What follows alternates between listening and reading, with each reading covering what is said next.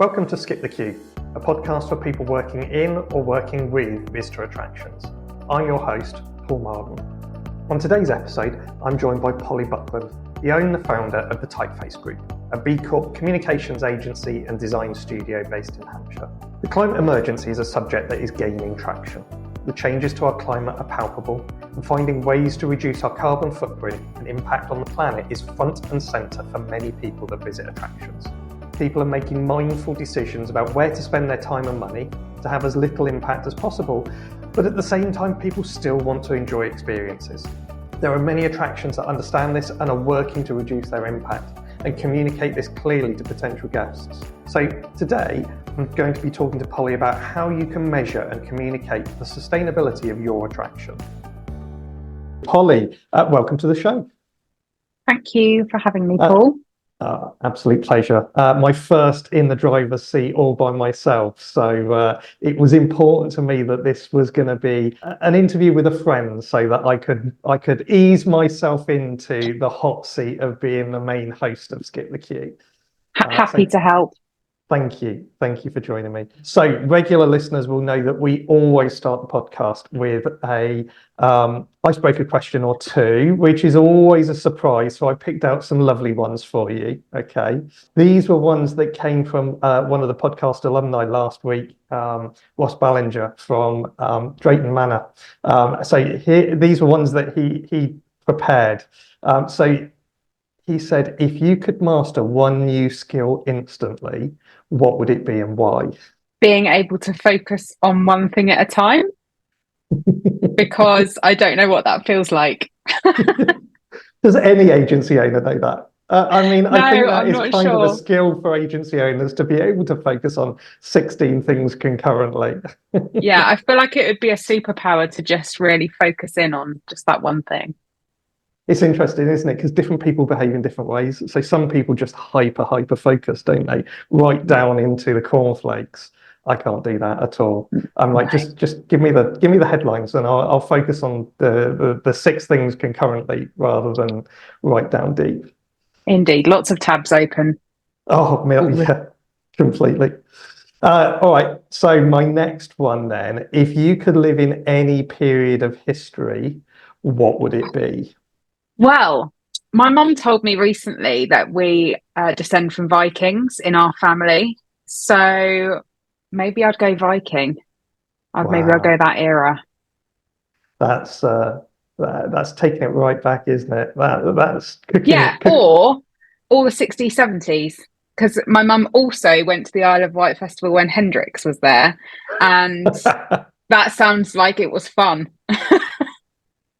I think if I had to choose between those two, I'd probably go for 60s or 70s. Life might have been harder as a Viking. I think it could have been quite a lot harder as a Viking. We went to Weald and Downland Museum a couple of weeks ago, and you could see the history of all of the different buildings and places that people lived. Yeah, no, I'll take central heating, please. Central heating and somewhere to cook your dinner. Don't really want to go back to just everybody sitting around a fire trying to cook off a fire and live in the same space. That doesn't sound too fun for me. No, maybe I was hasty. Yeah, let's go to the Isle of Wight Festival and watch the Doors. Sounds pretty cool to me. All right then, Polly. So the other thing that we always ask people is, what is their unpopular opinion? So tell me, what's yours? I don't like ABBA. Really? Full stop. Well, just so overplayed. Yeah, it makes me sulk a little bit if I'm dancing and someone puts an ABBA track on. Which is quite often, isn't it, really? It's too often. So you're not too interested in watching some musicals with some ABBA soundtrack in it? That's not going to light your fire. My kids like watching the Mamma Mia films. They're okay. I like Meryl Streep. But yeah. Not so much the music. No. And I love musicals, but So next wedding you go to, better make sure that they don't have ABBA on the soundtrack and ruin the end of the evening for you. Yeah. Okay, so Polly, thank you. We are going to talk about sustainability reporting. Mhm. because this is something that you do in your business. Yeah. Mhm. But it's also something that you do helping other organizations with their sustainability reporting, isn't it? So really, I just wanted to start right back at the beginning about for people that have never done this before, that have heard the term bandied around, what does it actually mean to be doing sustainability reporting within an organization? Well, it depends what framework you choose to report by, and what's most suitable for your business. And there are many excellent sustainability consultancies out there that can help you kind of decide which road to go down. But for me, regardless of what framework you choose to work by, sustainability reporting is important because you can't improve what you don't measure. And in order to move forward as a more sustainable business, you also need to bring your team on board, your customers on board. And you're kind of missing the most important communication tool if you haven't galvanized your mission and your targets into a report. So yeah, it's really important, regardless of where you are in your journey, regardless of whether it's a legal requirement for your business or not, to actually get your goals down in black and white and start communicating them. So there's something you touched on there about it being a legal requirement for some people. So does it apply? It's mandatory for some sorts of organizations, is it? And then is an optional that for others?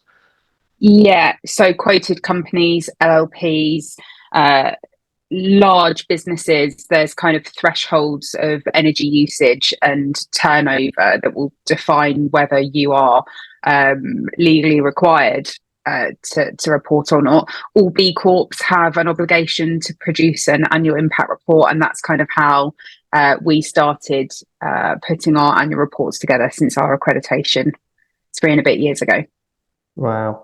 Okay. So if you don't have to do it, if it's not a legal requirement for you to do it, why would you do it? It sounds like, not having done this before myself, it feels like it could be quite a lot of work. So is there a business benefit to producing this? It is quite a lot of work. It's definitely not a tick box exercise. There's buckets of research out there as to the relationship between consumer behavior and sustainability. So McKinsey did a study. 60% of customers actively prioritize purchasing from sustainable businesses. Capgemini, 77% of customers buy from and remain loyal to brands that show their social responsibility. That I could literally keep quoting stats as to why businesses should take their sustainability goals very seriously, and the communication of their sustainability initiatives very seriously, because it's becoming clearer. There was another stat about primarily women making the decisions based on sustainability of a business, and millennials and Gen Z being sort of high up the list of people that are taking sustainability creds into consideration when they're making a purchase. So, I mean, it's a barrel load of stats that suggest if you don't have your eye on sustainability reporting and communicating your sustainability goals, you perhaps should have. Yeah. So thinking about our listeners and the sorts of people that listen to the podcast, we've got our attractions, and when we as an agency are going and talking to people, we're talking about the audience. Who is it that's actually going to be buying from an attraction? That's one of those are key demographics that you're talking about, and making buying decisions off the basis of sustainability reporting and sustainability. An overlap of their what they want and what the organization is offering.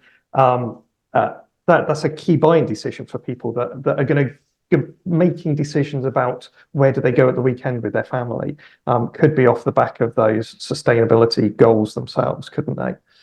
100%. And actually, if you think of the little people that are going to these attractions, I know my daughter is in junior school at the moment, and they've done it's part of the curriculum now. So she's coming home and talking to me about plastics in the ocean and looking at signage and looking at labels on fair trade, that there are little people out there that are looking for these messages now. And it's important to them. I even noticed the other day a new Sainsbury's opened near where we are, and there is an abundance of sustainability messaging throughout the shop. Oh, really? Yeah. So I think people are switching on to the fact that consumers want to see this stuff. Yeah, absolutely. And I'm so the other group of people that are listening to us are people that are working with attractions. And I guess if you're doing sustainability reporting, does that also look at the supply chain? So the people that you buy from, you need to be buying from people that are also thinking about sustainability. For agencies like us or other people that are servicing the attraction sector, for those attractions that are interested in sustainability reporting, they're going to look to their suppliers to also care about those sorts of things. Yeah, 100%. So doing your due diligence with your supply chain is a big part of what you claim to be as a business. We've just supported one of our clients with the design of their GRI reporting, and as part of that, as one of their suppliers, we had to write a statement to go into that GRI report. So yeah, supplier due diligence is massive, and I think it would only help you as an agency or as a supplier into these big attractions to not only do the sustainability reporting, get the accreditation with whatever framework that works for you, but communicate it to your prospects and customers as well. Yeah. So you're talking a little bit about frameworks and you've talked about different types of sustainability report. Is there some kind of standardization to this? You know, accountants have standards by which they do their financial reporting. Is the same sort of thing happening in sustainability space? There are just a number of frameworks you can report by. So if you are one of those larger businesses that we spoke about previously, there are SECR regulations that you need to be compliant for. There are reporting frameworks, as I mentioned, like GRI. There's the ISO accreditation. There's BCorp, and our sustainability consultant that we use, Nancy Hine from True Horizon, based down in the New Forest, she very often says it's a case of choosing the framework that's right for you and what you're hoping to achieve as a business. So we went down the BCorp route because that's suitable for us. One of our clients, as I said, has just gone down the GRI route. So there isn't one size fits all. And there are a lot of consultancies out there, like Seismic Change, for example, that can support using whichever framework is most kind of commercially viable for you and where you're looking to go as a business, but keeping that credibility through the reporting. So getting some advice and guidance from some of the experts to help you pick makes a lot of sense then, I guess. 100%. We've talked a little bit about the frameworks and how you might need somebody to help you with those frameworks, but let's just take it right back to basics. We need to talk a little bit about the sustainability reporting itself. How do you go about actually gathering all the data and being able to report on the numbers themselves? Yeah, so like us, when we started, we weren't really affiliated with any framework. And actually, we started by just getting an environmental audit of our business because we were interested in how we fared. And that's really how we were then introduced into the world of BCorp. But at a basic level, I would split impact reporting into the story and what makes you different as a business and where you've been, where you are, where you want to go, what your commitments are, and the data, which would be your scope 1, 2, and 3 emissions. So your scope 1 emissions, they include all direct emissions from the activities of your business. So that might include any company-owned facilities or vehicles. Scope 2 emissions cover indirect emissions from electricity, heat, cooling, that are used by the organisation. And then scope 3 is pretty much where everything else sits. So for us as a fully remote business, the majority of our emissions sit in scope 3, and we are granular to the point where we know the majority of our emissions come from our coffee habit. And that is fact.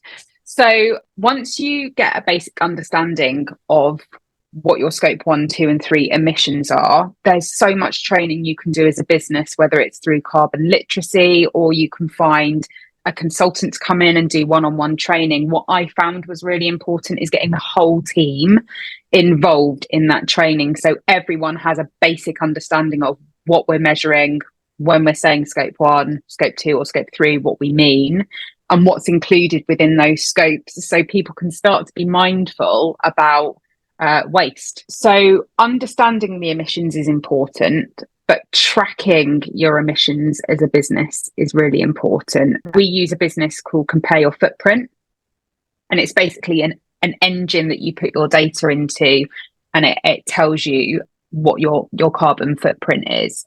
And it's doing that across all of those 3 different scopes of emissions, that you're able to put your data in, because obviously that's going to really vary by types of organization, isn't it? Because if you're running a big attraction, then you're going to be, that's a big physical space, isn't it? So you're going to be consuming lots of electricity to be able to power that thing, and probably gas as well to be able to heat it. But there's ways of mitigating that, but your focus might be different than you are if you're a virtual organization like us, where a lot of it is very indirect, that kind of scope 3 type stuff.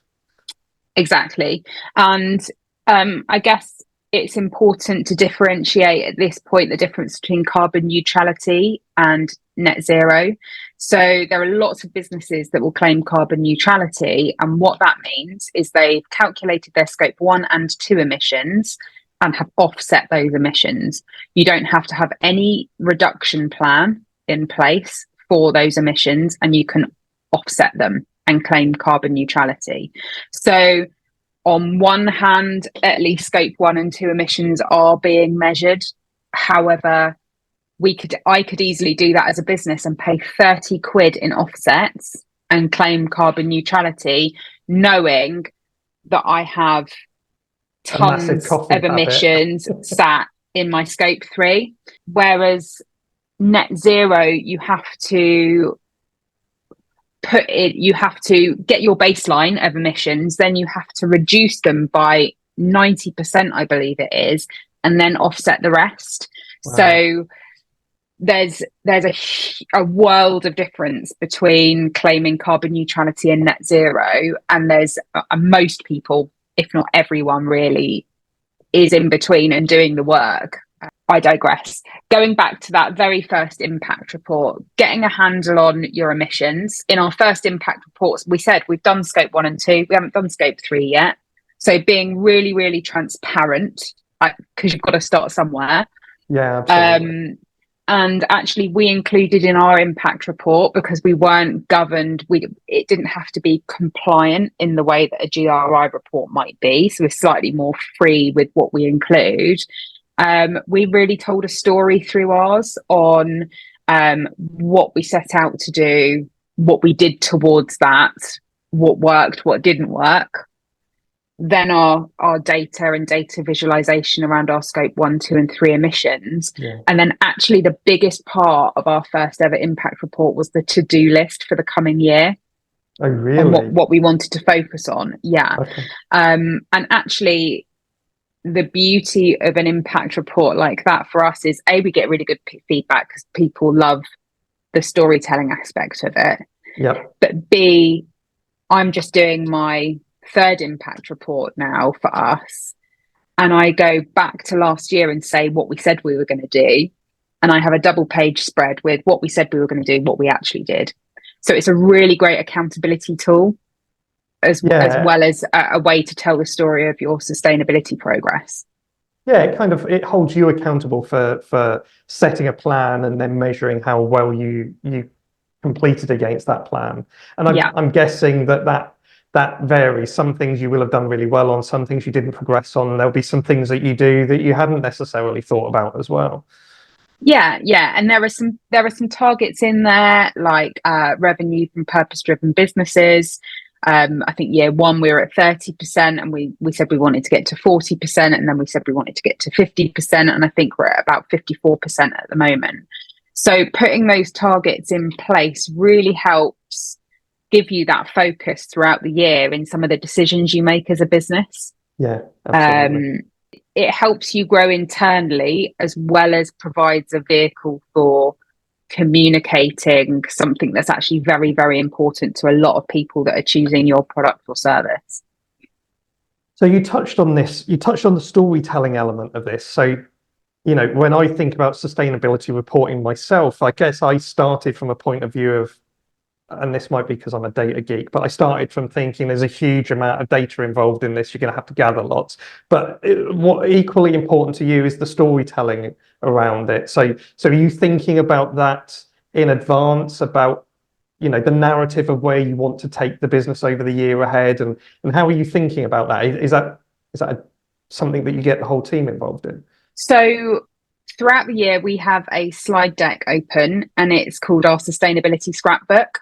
And any decisions we make or anything that we do mindfully around the sustainability of the business, anyone can chuck into that deck. It doesn't look pretty, but it's just a repository to show us putting our money where our mouth is and making decisions that might not directly impact our scope, but could have a real social impact, for example. So we use that sustainability scrapbook to help build up the story in our impact report for the following year. I think businesses are going through a lot of change at the moment, and there might quite naturally be a theme that pops up when you're starting your impact report journey for the year. So last year for us, it was educating ourselves and other people. So we'd done a lot of training internally, but we'd also created our digital cleanup challenge to help people understand their digital footprint. So that became the thread that worked its way through our impact report last year. This year, we have defined down our services, and so our impact report is about kind of slaying in your own lane and being really clear on what it is that you do to reduce waste. Yet naturally, if the people that are writing and communicating your impact report are close to the decision making, you'll probably quite naturally know where your report's going to go in that any one year. If you outsource it, so we support businesses to help them tell their story through their impact report, we interview the key decision makers in the business, and we will really draw from them that narrative. And I think it's really easy to get bogged down in the data. It's incredibly important, but it can be quite stressful gathering that all together. So actually having someone interview you about, but what were the things that you loved? What were the things that you saw people coming to your attraction really engage with? What was the thing that surprised you about signage that you put up to do with sustainability? Or, I don't know, when you get the little activity sheets for the kids, what did the younger visitors engage with the most? Asking them that sort of question will really draw out the story to help bring the impact report to life. Yeah, and I love the scrapbook idea. I love the scrapbook idea just more broadly as just a place for the whole team to dump their thoughts about doing different things. So having one all about sustainability, it must capture so much that the more senior people, the people that lead the organization, they may not see some of the smaller stuff going on, and they could be really, really powerful stories. So it kind of makes it much more democratic across the team, doesn't it? To have a place where everyone can put their thoughts about sustainability and record the little things that they're doing, and then you can draw those stories out later on. 100%, but you can use those stories to engage your customers as well. So I've been on a couple of panels for BCorp, type events. And I've sat alongside a lady called Faye who owns Bee Vive, which are the little vials that revive bees. I think they're in the Natural History Museum shop. Okay. And they're not BCorp yet, but they are a manufacturer. So their raw materials, their packaging, the mileage, their distribution, everything has to be considered. And what Faye and her team are excellent at is documenting all of that. And it's like we said on one of the panels, just because you don't wear your Fitbit doesn't mean you haven't done the steps. And I think it is the same with sustainability accreditations. You might not be ready to be B Corp. You might not be ready to go through an ISO accreditation or GRI reporting. You might not be legally required to do any of that. But let's start documenting it, because people care. And you could run one initiative at your attraction, and that's you off the mark. You've started your sustainability story, and I think that should be documented and that should be shared with your audiences. Yeah, absolutely. So that that story that you can tell, I guess, is kind of reusable, isn't it? Because it's not just about, you start off thinking about sustainability reporting. I'm going to have an annual report and I'm going to publish it, but this is a story that can thread through everything, I guess. Yeah, 100%. I think this is the same with all content produced across most businesses, to be honest. Lots and lots of hours go into creating something, and then it gets shared once on LinkedIn, or there's a paid Facebook campaign, and then it dies a death. I saw someone on LinkedIn the other day say for every hour you take to produce a piece of content, you should spend the same amount of time distributing it. And I think that sustainability reports, impact reports can take weeks, if not months. So as part of your reporting, I would have a distribution strategy as well. So where are all the places that you can get people to engage with that report? Is there a QR code in the cafe at your attraction where it's like, do you want to have a look at what we're doing for sustainability? Is it an email that goes through to all your members? I would imagine that investors want to see this type of information. I would imagine that it would be really important to go onto the bottom of job descriptions when you're recruiting, because there is a huge influx of people out there in the market that want to work for purposeful businesses. So this impact or sustainability report should go everywhere, really, in the footer of your emails. You just want to get eyeballs on it. And of course, you can break it down. Kew Gardens have got a really great video on YouTube about their sustainability mission. What I would say is don't hide it. And I think previously sustainability reporting sits with other financial reports and policies in the footer of a website. I looked earlier at an attraction that me and my family love going to, and they have some really nice bits of sustainability messaging when you're there. I couldn't find their sustainability report on their website. It was kind of the group website, and then it was hidden away in a sub-sustainability page. And I think transparency is really important, and bringing your sustainability report to the conversation, not hiding it away once you've spent all those hours creating it. Yeah, there's an attraction that we visited just recently that we were talking to, and they've got a biomass boiler on their site, and they coppice wood from the site, and they use that coppiced wood then to power the biomass boiler, which then powers the hot water that people are sitting in hot tubs and enjoying. There's a really powerful story to tell there about the sustainability of going to that place, and that's something that they recognize is not something that they're not telling that story very effectively. And I think for a lot of people in the UK now, they're making decisions about what they do for their long weekends or their holidays, even on the basis of trying to have a minimal impact. And if you've lost that story, even the people that are doing lots of amazing work may not be spotting the opportunities to tell the story of what they're doing to be heard by those people that make the decisions. Yeah, and I think that there are photo opportunities as well, right? So if you're in a hot tub and there's a little sign saying this is powered by Yeah, the wood from the estate, that's a little Instagram opportunity for those people to be righteous about the choices they've made, about what attraction they've chosen to go to. So completely.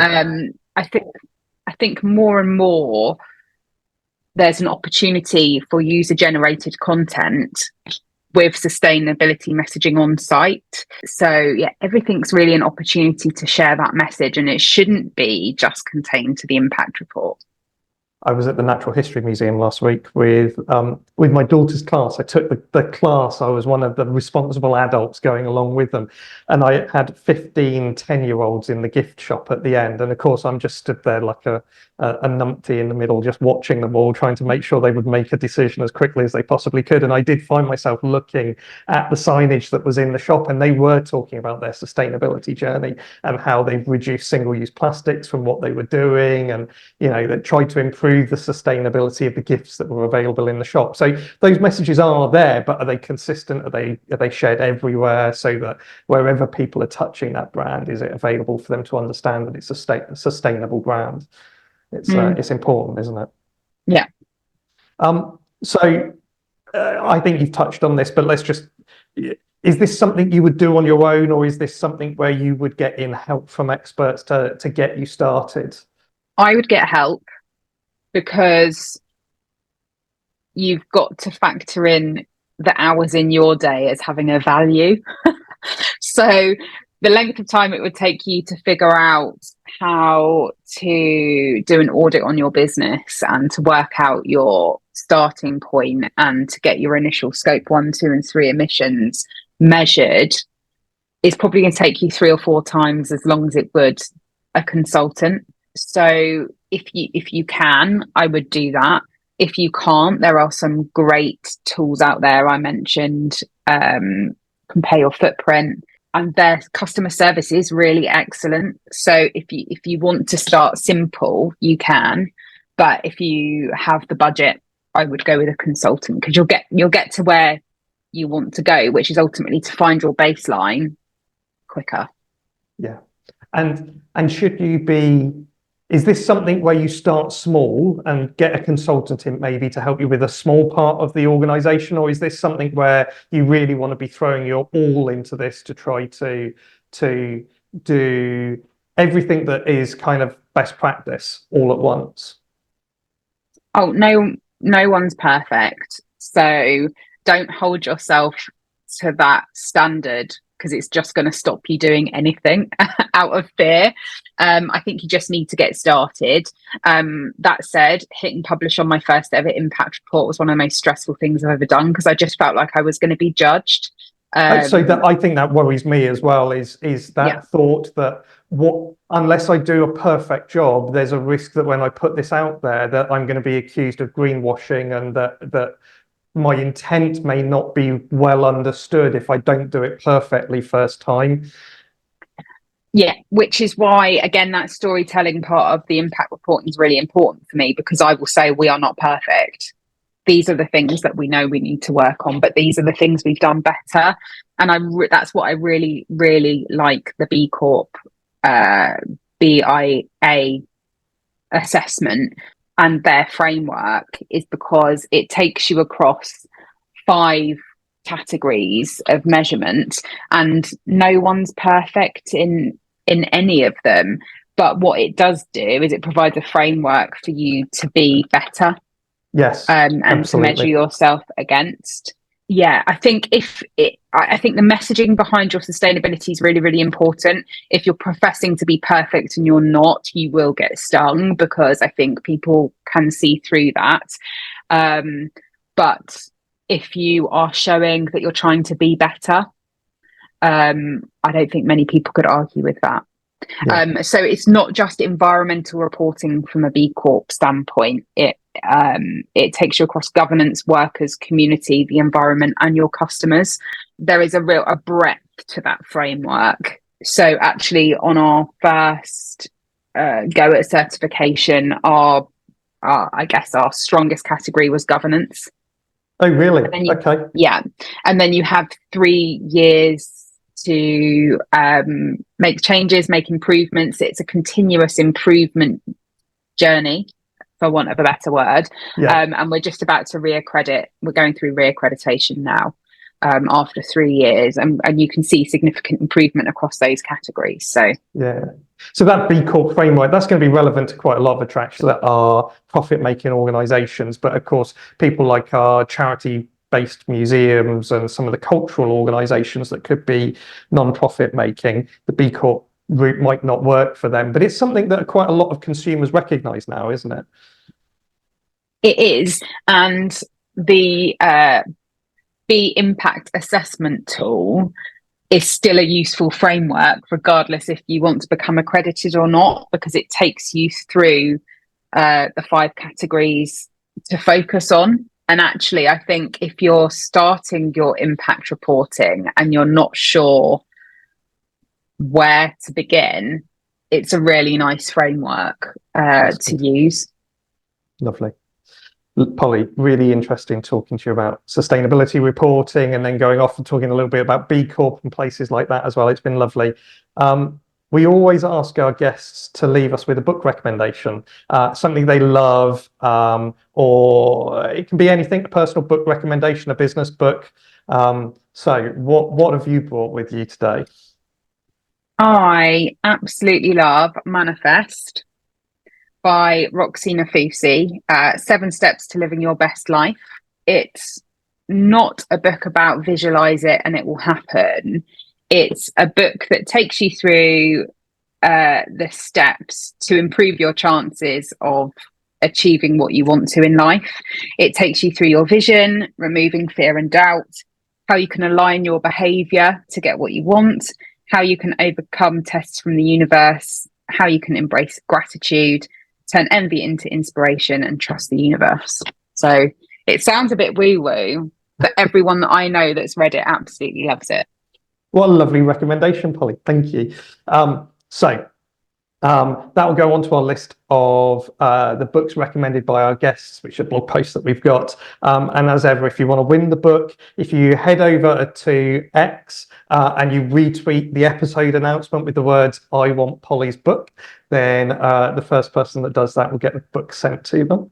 Once again, thank you ever so much for coming on the podcast and talking to me about sustainability reporting. It's been lovely. Thank you. You're welcome. Thank you. Thanks for listening to Skip the Queue. If you've enjoyed this podcast, please leave us a 5-star review. It really helps others find us. And remember to follow us on Twitter for your chance to win the books that have been mentioned. Skip the Queue is brought to you by Rubber Cheese, a digital agency that builds remarkable systems and websites for attractions that helps them increase their visitor numbers. You can find show notes and transcriptions from this episode and more on our website, rubbercheese.com/podcast.